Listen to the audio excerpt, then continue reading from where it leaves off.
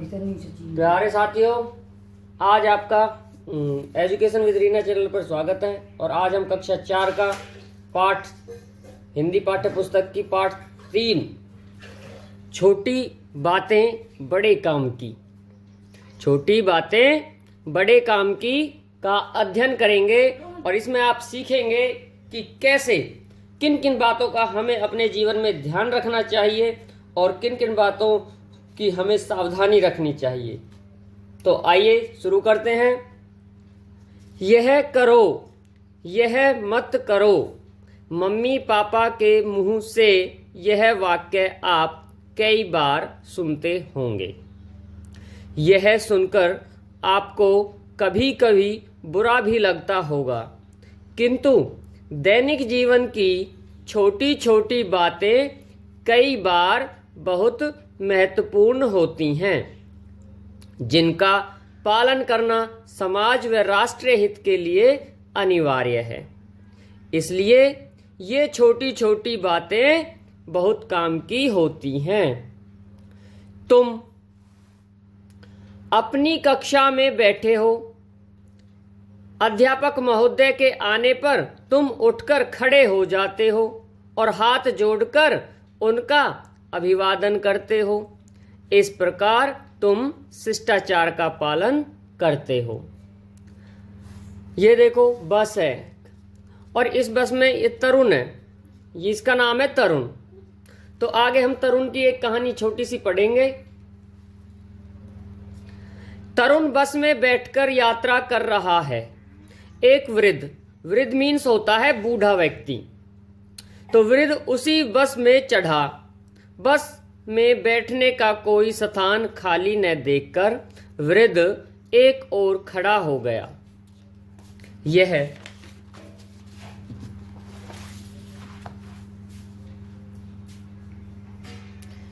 यह देखकर तरुण ने अपना स्थान उस वृद्ध, वृद्ध मीन्स मैंने बताया अभी बूढ़ा, वृद्ध के लिए छोड़ दिया।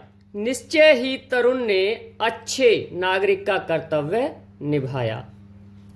इस प्रकार के व्यवहार अथवा आचरण को शिष्टाचार कहा जाता है। राष्ट्र और समाज को आपसे ऐसे ही अच्छे आचरण की अपेक्षा है। अब हम बिजली की कहानी, बिजली के लिए सावधानियां पढ़ेंगे। ये देखो, ये बल्ब जल रहा है, पंखा चल रहा है और दिन है, लेकिन फिर भी ये सारे काम हो रहे हैं और घर में कोई भी नहीं है और फिर पंखा चल रहा है। तो ये सारी सावधानियां आपको बरतनी है। तो आइए आगे हम देखते हैं। बिजली का दुरुपयोग करना या बिजली की चोरी करना सही आचरण नहीं है।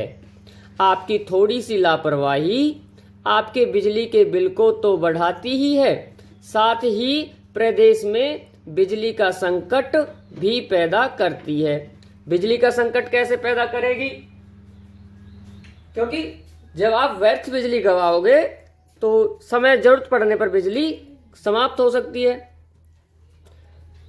क्या आपने कभी सोचा है कि यदि 100 घरों में एक बल्ब भी व्यर्थ जलता रहे तो 100 बल्बों की बिजली लापरवाही के कारण बेकार चली जाएगी। नहीं आया समझ में? अगर 100 बल्ब ऐसे ही जलते रहे, जरूरत है नहीं दिन के समय, तो 100 बल्ब जो रात के लिए जलते उनकी बिजली दिन में ही नष्ट हो गई। जब कमरे में कोई न बैठा हो तो पंखे और बत्तियां बंद कर दी जानी चाहिए। सही बात है कि नहीं? अगर कमरे में कोई है ही नहीं तो पंखे और बल्ब की जरूरत क्या है?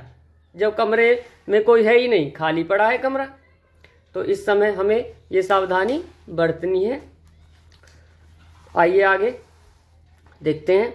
ये देखो, सुमन कपड़े धो रही है और इधर टूटी चल रही है, दिख रहा है? तो बताइए गलत बात है कि सही? ये गलत बात है। कैसे? सुमन ने हाथ धोए और नल खुला छोड़ दिया। रमेश ने बर्तन साफ करके रसोई का नल खुला छोड़ दिया। पानी बह रहा है, किसी को नल बंद करने की चिंता ही नहीं है, इसे अच्छा आचरण नहीं कहा जा सकता। सबको यह आदत डाल लेनी चाहिए कि जब पानी की जरूरत न हो तब नल अच्छी तरह बंद कर दिया जाए। वह देखो, कुछ बच्चों ने आधी छुट्टी में खाना खाया और छिलके तथा कागज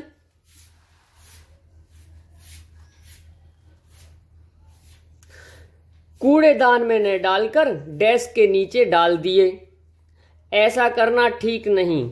कूड़ेदान का प्रयोग करने में अधिक समय नहीं लगता। आवश्यकता न होने पर बत्तियां और नल बंद करना, कूड़े को सही स्थान पर डालना आदि ऐसी आदतें हैं जिन पर ध्यान देने से आप अपने साथ साथ समाज का भी भला करते हैं। अच्छे संस्कार बचपन में ही पड़ जाते हैं और बड़े होने पर उनकी आदत बनी रहती है। इसलिए बचपन से ही अच्छी आदतों को अपनाना चाहिए। समय का पालन करना, बस पर चढ़ते समय धक्का मुक्की न करना,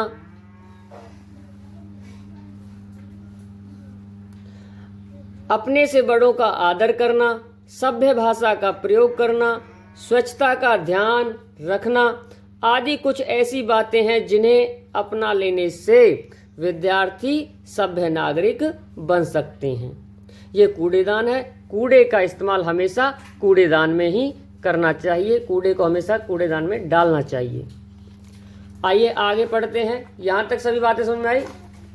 हमारा ये पाठ पूरा हो चुका है कि भाई हमें अच्छा नागरिक बनना है, अच्छा विद्यार्थी बनना है, और अच्छा विद्यार्थी हम इन सभी बातों का पालन करके बन सकते हैं। जैसे नल खुला नहीं छोड़ना है, कोई वृद्ध व्यक्ति अगर मिलता है तो उसे सीट दे देनी है,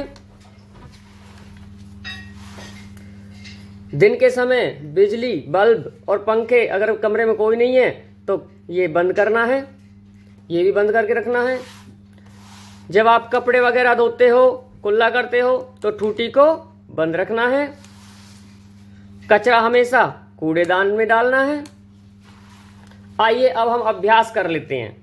अभ्यास के प्रश्न उत्तर और शब्दार्थ देखो। सबसे पहले शब्दार्थ करते हैं। अपेक्षा, अपेक्षा का मीन्स होता है उम्मीद। अभिवादन, अभिवादन मीन्स होता है प्रणाम, नमस्कार। आचरण का मतलब होता है व्यवहार करना। दुरुपयोग, गलत इस्तेमाल। निश्चय, पक्का इरादा। व्यस्त, कार्य में लगा हुआ। संकट, मुसीबत। अब प्रश्नों के उत्तर देखेंगे। अध्यापक के कक्षा में आने पर आप किस प्रकार अभिवादन करते हैं? तो अध्यापक के कक्षा में आने पर हम खड़े होकर उनको अभिवादन करते हैं। तरुण ने अच्छे नागरिक का दायित्व कैसे निभाया? तरुण ने वृद्ध व्यक्ति को सीट देकर, बैठने के लिए स्थान देकर अच्छे नागरिक का दायित्व निभाया। प्रदेश में बिजली संकट पैदा होने के क्या कारण हैं? प्रदेश में बिजली संकट पैदा होने के कारण नंबर 1, दिन में बिजली बल्ब जला के रखना।